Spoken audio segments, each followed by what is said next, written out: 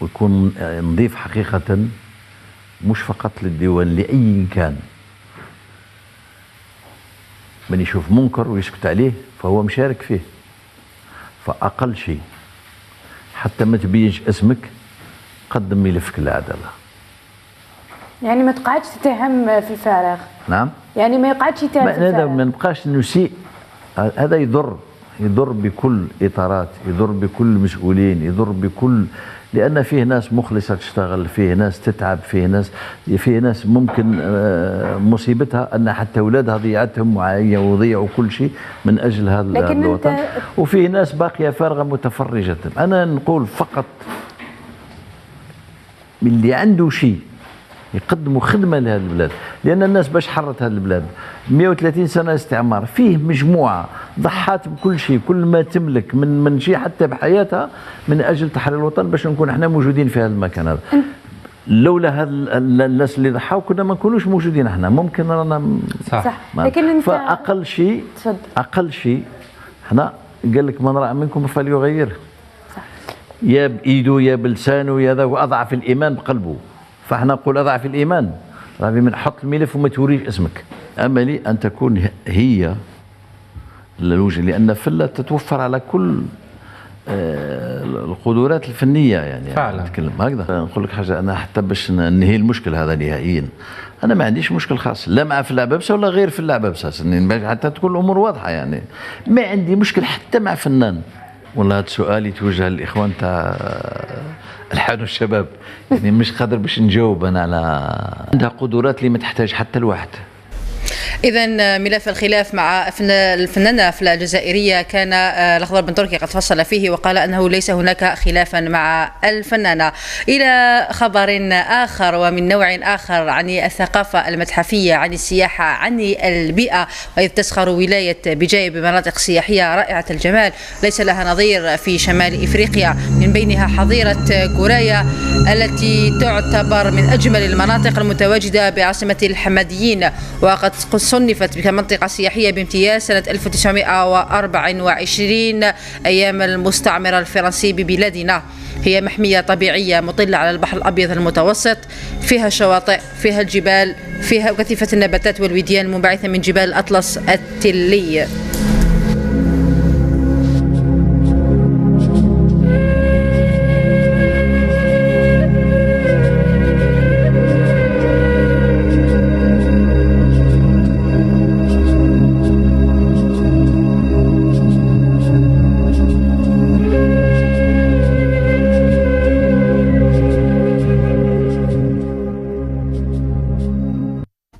إذا مشاهدينا، هذه الصور الرائعة التي كنتم تتابعونها كانت صورا من الحظيرة الوطنية غورايا ببجاية، وكذلك صور من متحف الأنظمة الجزئية التركيبي للمحيط الحيوي، هذا المتحف الجزائري الأول من نوعه في الجزائر وإفريقيا. وللحديث أكثر عن هذا الموضوع أسعد باستضافة هنا معي في بلاطو الثقافية المسائية كل من السيد طيب قريس مدير الحظيرة الوطنية لغورايا ببجاية. مرحبا بك معنا. يسلمك، جزاك الله خير ويبارك فيكم. الله يسلمك. وكذلك أسعد باستضافة هنا معي أيضا فريد عاشور مسؤول قسم التوعية والتحسيس بالحظيرة الوطنية غورايا. مرحبا بك. مرحبا، شكرا على الاستضافة. شكرا لكما. ربما رؤوف كانت صورا خلابة جدا ومناظر رائعة من حظيرة من لا يعرفها لا يصدق أنها في الجزائر. صحيح. وهذه الحظيرة كما قلت فريدة من نوعها نظرا لما تكتنزه من كنوز بيئية وسياحية كبيرة. وكذلك حديث عن أول متحف في الجزائر وفي إفريقيا، متحف الأنظمة الجزئية التركيبية للمحيط الحيوي. وفي البداية يعطيك سيد المدير، نعطيك يعني الكلمة للتعريف أكثر بالحظيرة الوطنية لغورايا وبما تسخر به من كنوز بيئية وسياحية. جزاك الله خير.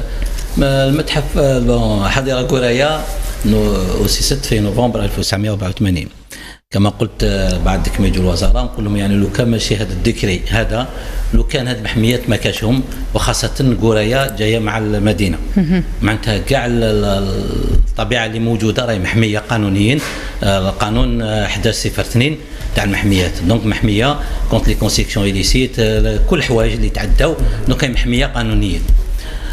مي باش نحميوها احنا بون تسمى كي كاين القرار هذا، احنا البارك راهم كلاسي ماب الانسان والبيولوجي دونك ماب en 2004 البارك راهو كلاسي ماب دونك مؤسسات تاع اليونسكو اكسيتيرا.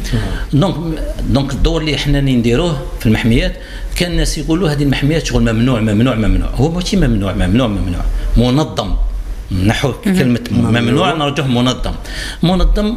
الحظيرة فيها 3 مناطق 3 زون. دونك كاين لا زون انتيغرال دو ترانزيسيون اي بيريفيريك. دونك لا زون انتيغرال هي القمة البيولوجية تاع البارك، هذه محمية ما يدخل ليها حتى واحد الى الابحاث العلميه الى اخره. كاين ترانزيسيون باش تحمي هذيك المنطقه البيئيه. لا بيريفيري معناتها هنا واش نديروا المشاريع في الحظيره، احنا نديروا توجور نفهموا على ليكوتوريزم، ماشي قال لك توريزم انارشيك ماشي يعني اللي جاي يدخل سي ليكوتوريزم. هذا ليكوتوريزم. دونك حنا كبارك عندنا في القانون نجيريو كاع لي تيب دو كوسيستم، يعني الكوسيستم ارضي ولا لاكيوس تاع البيئه ولا المرض، النظام ايكولوجي. دونك كاع لي زوكو سيستم. دونك حنا عندنا ليكو سيستم فهمني تيرست، عندنا ليكو سيستم لاكيوست عندنا لاك اون بلان سونترفيل. كاين 4 ولا 5 مدن في العالم اللي عندهم اللاك في سونترفيل.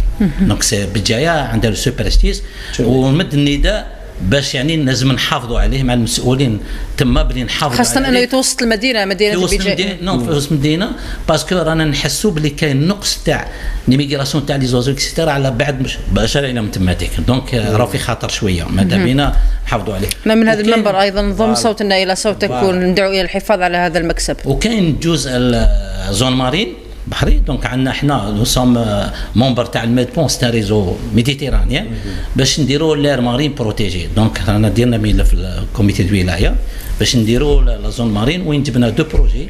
جبنا بروجي تاع الميدبون عالمي. دونك درنا به لا شارت دي موفيز براتيك دو بيش تراديسيونيل. دونك سنيو فيها كاع لي بيشور لي ديريكسيون اكسيتيرا باللي نتفهموا باللي ما نصيدوش عشوائي ما نديروش حوايج الى اخره، تكون منطقه محميه. والدوزيام بروجي راهو بدا، راح نديروا ان سونتي سو ماران باش نديروا غير سوتي سير تيرس سونتي سو ماران راح يبدا مع راح نديروا سكون ابل لو بيسكاتوريزم. بيسكاتوريزم حاجه جديده. دونك كيش نديروا لو توريزم نو ديزير بروتيجي اكسترا. دونك ستينيتيد راهي تمشي الى اخره. يعني كاين مجهودات تبذل على هذا المستوى. من بين المجهودات ايضا المتحف، قلنا المتحف اللي مؤخرا ايضا تم تدشينه من طرف وزير الداخليه على اثر زيارته الى بجايه. دونك المتحف هذايا دونك احنا من المهمات تاعنا هي لا سونسيبيليزاسيون. مي دون لا سونسيبيليزاسيون على بالك توك انت تهضرت من الكواردير كاين حوايج تطور تاع الاخر. دونك المتاحف يكونوا مطورين الى اخره. ونقولوا احنا علاش ما نكونوش مستوى عالي، يعني عندنا ما نقدروش نساعد. امكانيات كاين. دونك كي جا المتحف هذا كان متحف انارشيك فيه كل الاصناف. بون جيت انا قلت بلي هذا المتحف ما يليقش هكذا، فيه سافوار فير فيه كذا. دونك نقسموا. دونك في الولايه كاين 5 موزي. كان لو موزي دو لا كولتور مجاهدين لي 4 موزي دو بارك. دونك البارك عنده 4 تابعين ليه 4 متاحف. عندنا ميزي دي ميكرو سيستيم دو لو مع لي سيت توريست بيتوريسك. وعندنا ميزي دو جيولوجي لونيك اون الجيري كي اوفير او بيبليك. عندنا لو ميزي دو سافوار فير وعندنا لو ميزي دو ميكرو سيستيم هذا كي موديل. دونك لو ميزي هذا سي تاع ميزي بيداغوجيك دابور. بيداغوجيك ماشي درنا ميزي باش نديرو ميزي. دونك سي ميزي بيداغوجيك باش نوصل عنده دور عنده هدف. دونك الناس كي تدخل الميزي راح يشوف كامل لو بارك كامل يشوفوا داخل الميزي اون 3 ديمونسيون. اون ميم طون لا ليجوند درنا دي طابلات. دونك لا طابلات فيها 3 لونغ. دونك هو يشوف دي نيميرو سوا في لي بلونت ولا لي زانيمو، يعبز على النيميرو يخرج له يخيل لا لونغ فرونسيز تمازيغ عربيه. ويتعرف على واش يحتويه المتحف. دونك لو ميزي قسمناه على 3. عندنا لو ساس سونترال سي لا بيوديفرسيتي ناسيونال باش نشوفوا العظمه تاع لا بيوديفرسيتي تاع الجزائر.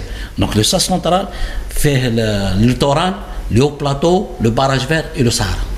دونك معناتها كي تجي رانا نقولوا هذيك لا بيوديفرسيتي ناسيونال بالعظمه تاع الجزائر. ومع لي ساس كي اونتور تو لي سيت اي لي زابيتان دو بارك. وزد دخلنا احنا شويه البريفي باش يشاركوا. دونك هي في اطار اندماج وتعاون بين العام والخاص. دونك دخلنا الانستيتيو ناسيونال دو ريشيرش فوريسيير، داروا لنا ساس تاع جيولوجي الارضيه. دونك كي نقولوا بجي فيها جيولوجي، كاين ساس تاع لي بلون دار ان تكنيسيان تاعنا، كاين ان ساس لو رول دو لا فورمي دون لا بيوديفرسيتي، صورة النمل تاع العربي. دونك تروح النمله لا بيوديفرسيتي تانيك تروح. دونك سي لي سكوت دو القصر كي زون في سا، دونك شاركناهم. يا لا كوبيراتيف ابيكول، قلنا لهم لو رول دو لا باي دون لا بيوديفرسيتي، النمل والنحل. vous avez fait un sol. Il y a aussi les insectes. Moi, je suis entomologiste d'origine, donc toute ma collection de 25 ans, je l'ai mise là-bas pour dire le rôle de الحشرات. C'est le grand monde qui existe. Donc, هادو les sas, معناتها واحد كي يجي جاي فيزيتي البارك تكون عنده يعني صورة نظرة شاملة. لا فيرياليزاسيون. دونك انا لقد تقلبت الامور. دوك ولا شغل ماشي الوالدين اللي يربوا الدراري ساعات يوصلوا الميساج الوالدين. صحيح. حنا دي بار اكسبيريونس. دونك كي يجي طفل ميزي نقول له هاوش المسانج سعدي ما تمدلوش ياكل باسكو راك تقتلوه، لان خليه يعيش طبيعي الى اخره. نقولوا هذه النبته ماشي مليح تنحى باسكو محميه الى اخره. هو كي يروح مام والديه يشريوا له شيبس ولا يشريوا حاجه، هو اللي يقول لهم، هو يقول لهم وشفتوا واش قالوا لنا، فهمني في صح. جميل قالوا لنا كذا وكذا وكذا. شفنا الميساج وصل، قال لك ساعه الوالدين قلت ما درتنا مشكل واش كاين، قال لك ولا ولادنا يقولوا لنا ممنوع. سيد طيب، من هذه النقطه بالذات صحيح، ومن هذه النقطه بالذات ربما هذا الهدف الذي عنده المتحف التوعيه والتحسيس، وحنا يحضر معنا مسؤول قسم التوعيه والتحسيس بالحظيره قرايه فريد عاشور. ربما حكي لنا على الهدف اللي حتكون وتكريس الثقافه المتحفيه خاصه عند التلاميذ والاطفال، وهذه في اطار البيداغوجيا ايضا. شكرا. المتاحف التي أسست في الحضارة الوطنية لقراية ريبوند à un plan استراتيجي.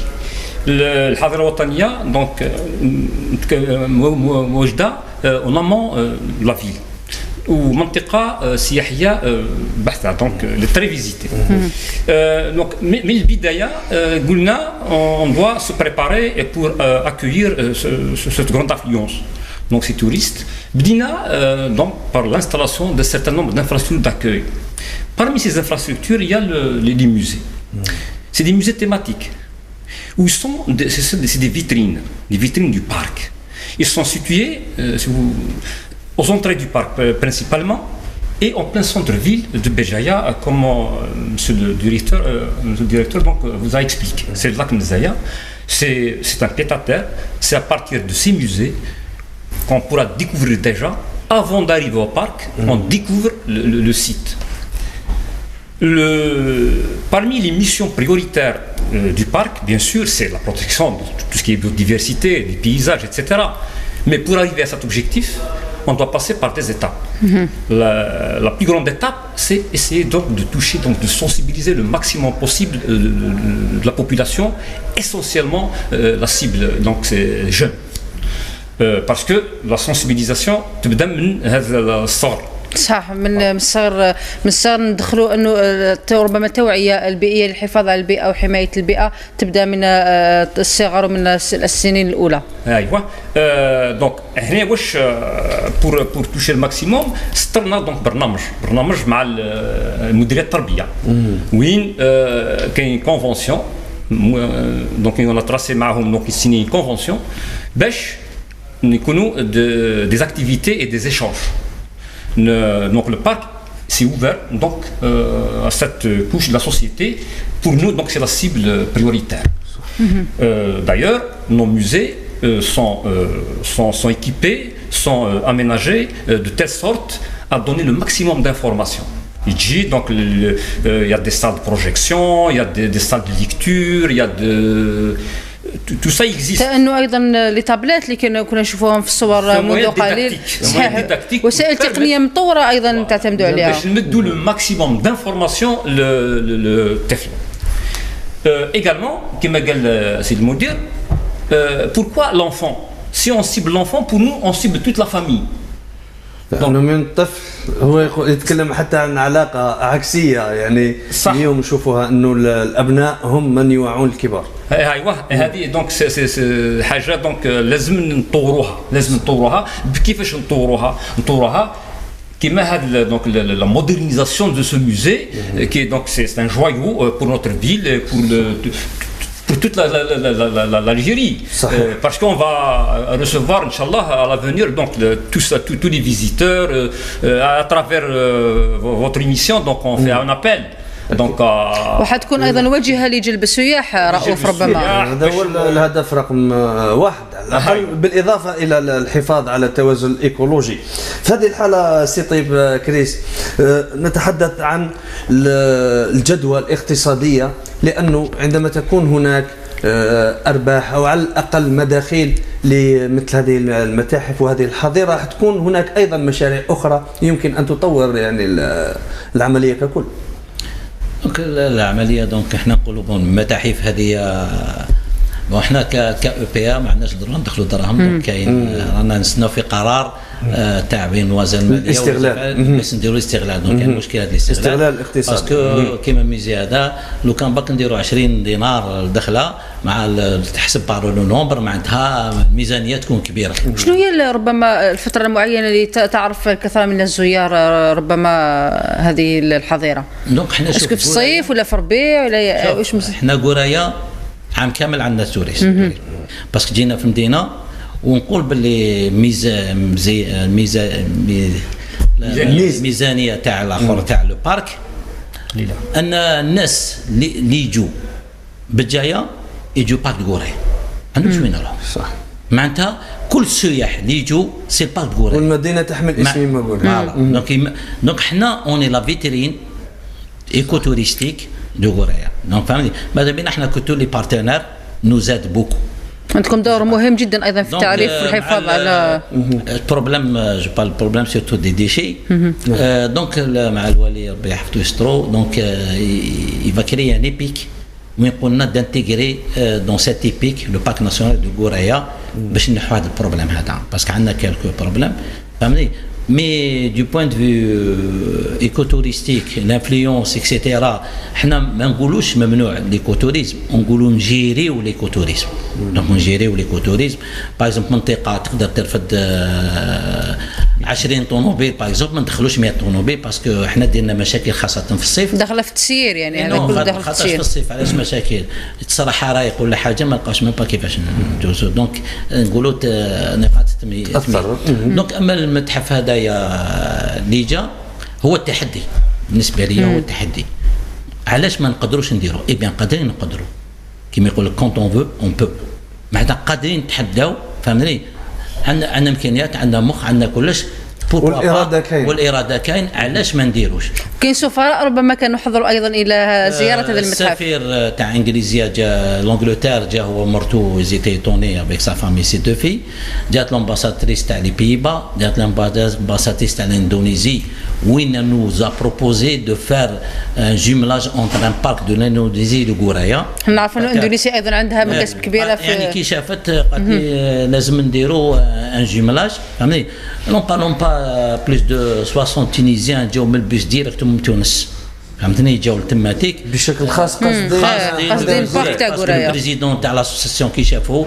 شرح لهم دار لهم دي فوتو قالوا لازم نروحوا نشوفوه دونك داروا سياحه ميم طون قصدوا باللي لو بارك دون سون فينو لو كونغري دي ميدسان كي ايتي في جاو لي ميدسان ثاني حبيت نقول لك يا بوكو جون جاو كان يجوا قبل يستهدف الكثير من الاطياف ربما دركاتيك يكون ينوغيري ودركاتيك بالنسبه لكم انتم على بالكم سياح ما شاء الله ان شاء الله احنا حنكونوا ايضا باش نقوموا بعمل اعلامي تما هنا الهدف تاعنا هو رساله لان دون لو موند في لو موند واش قاعد غير لي ميليو دو بيوديفرسيتي بروتيجي صح لي فوري راحوا لا فيسيون تروح هاد المحميات هما اللي قاعدين بور دون لا في الحمد لله كو الغوفرنمون الجيريان تاعنا il a été conscient il a créé déjà 8 parcs فهمتني وماذا بينا يزيدوا لي بارك او مو باسكو هادو لي بارك سي لو موين دو ديفونس تاع هذه المحميات ضروري ان شاء الله. احنا ايضا ماذا بينا انه يكونوا محميات كما هذو. سيد فريد عاشور ايضا ربما العمل ربما حتكون مع الجمعيات اللي تنشط على مستوى ولايه بجايه واللي مهتمه بالحفاظ على البيئه وعلى السياحه وعلى حمايه كل ما هو متعلق بهذا المجال. كيفاش يتم التعامل مع الجمعيات؟ دونك كما قلت لي بارك ناسيونال سي دي موديل دو جيستيون Donc on gère, donc les parcs nationaux sont gérés donc à base de ce qu'on appelle des plans de gestion. Des plans de gestion. Chaque parc a des activités spécifiques. Le Gouraya, donc c'est un parc suburbain, donc nous avons tracé un programme. Il y a des réalisations parce qu'on doit développer l'écotourisme. Parmi les axes prioritaires de Al-Hadira, c'est ça, c'est développer l'écotourisme. Donc il est là, des potentiels existent. Donc on doit mettre des jalons, on doit mettre donc une infrastructure qui s'adapte, on doit développer un tourisme qui s'adapte à la protection de la nature. C'est pourquoi nous défendons le développement de l'écotourisme. Rien que pour le Gouraya, nous avons aménagé plus de 20 km de sentiers. Ils sont aménagés, d'ailleurs, sur les traces de nos valeureux martyrs. Parce que, français, comme monsieur le directeur, le parc a été donc créé pour la première fois donc en 1924. Pourquoi ils l'ont créé? À l'époque, c'était pour le volet écotouristique. Le parc national du Gouraya également, il est créé actuellement par le législateur algérien. Vu ses potentialités paysagères, c'est des paysages uniques. Donc, كل السواح اللي يجيو لبجايه يحب يطلعوا للقرايه. دونك حنا كنتو كحضره وجدنا رواحنا لي موزي لي زونطري دو عندكم باش توجهوا ربما هذا الشيء. درنا دونك سي سونتيي وجدنا رواحنا. الانترميديير دون تو سا شكون هم الجمعيات. باسكو tout au long de l'année, on organise des randonnées, on organise des sorties, des campings, surtout pour les scouts musulmans. Donc, on essaie donc d'orienter cette fréquentation touristique. Donc, on les oriente. Donc, on a carrément donc tracé et réalisé des sentiers. Oui. Il ne faut pas certains endroits où c'est interdit. Monsieur le directeur vous a parlé un peu de ce qu'on appelle la zone centrale. La zone centrale mais donc il faut un peu réorienter notre fréquentation touristique vers les endroits. pour pouvoir sauvegarder cette biodiversité. إن شاء الله هو مشروع جميل ربما رؤوف. احنا كنا أيضا سعداء، احنا عرفنا ربما بما تقومون به بهذا المسعى الجميل للحفاظ على البيئة، على الحفاظ على أيضا المحيط ببجاية. احنا نعرف أنه عاصمة الحماديين منطقة جميلة جدا. احنا ندعو من هذا المنبر أيضا الكثير من الزوار ربما ليتوجهوا إلى هذه الولاية وكثير من الولايات الجزائرية. شكرا جزيلا لحضوركم معنا هنا في بلاطو الثقافية. كنت معنا طيب قريس مدير الحظيرة الوطنية لقريم جاية، مرحبا بك، شكرا جزيلا أيضا. وأيضا فريد عاشور مسؤول قسم توعية والتحسيس بمستوى الحظيرة الوطنية قرية، يعطيكم الصحة. شكرا جزيلا. يعطيكم الصحة. نشكركم على كل هذه الجهود المبذولة في سبيل ترقية السياحة الإيكولوجية أيضا والحفاظ على كل موروث فيما هو جميل في الجزائر طاوس. وهنا تمت ثقافية اليوم، ثقافية اليوم التي أكدت على أن أيضا السياحة الثقافية وعلى أن الثقافة المتحفية داخلة في لب الحفاظ على كل ما هو جميل في الجزائر وإبداع. إليكم رؤوف. شكرا طاوس ولضيفيك الكريمين. أما الآن نتوقف مشاهدينا عند فاصل إعلاني وموجز لأهم الأنباء، ثم نعود لاستكمال باقي فقرات المسائية.